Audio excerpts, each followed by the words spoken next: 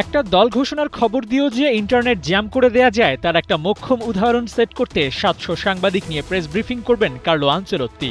আর সেই ঘটনাকে ঘিরে বিশ্বজুড়ে যেন চলছে বিশেষ প্রস্তুতি। স্কোয়াড নয়, এ যেন ব্রাজিলের ভাগ্য নির্ধারণ।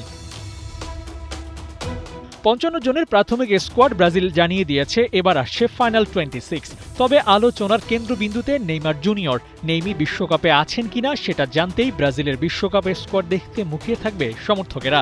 এছাড়াও ব্রাজিল কোন মানের টিম গুছিয়েছে, কেমন ফুটবল খেলবে তার একটা ধারণাও পাওয়া যাবে এই প্রেস ব্রিফিং থেকে। কোনো এক পক্ষ বলছে নেইমার ইনজুরি থেকে ফিরছে, কিন্তু খেলার জন্য কতটা ফিট সেই হিসেবটা কি কেউ করেছেন?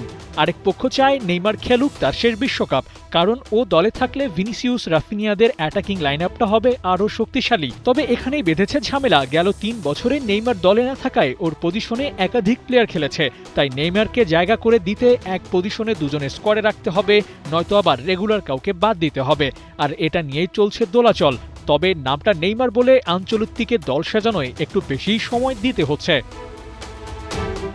বিভিন্ন সময়ে গণমাধ্যমে উঠে এসেছে কার্লো আনচেলত্তি এমন দল গঠন চান যেখানে মিডফিল্ডকে দেওয়া হবে প্রাধান্য, আর সেখানে নেইমার ফিরলে স্বাভাবিকভাবে মিডফিল্ডে একজন কম নিয়ে খেলতে হবে, আর অ্যাটাকিং সাইডটা হবে আরও শক্তিশালী।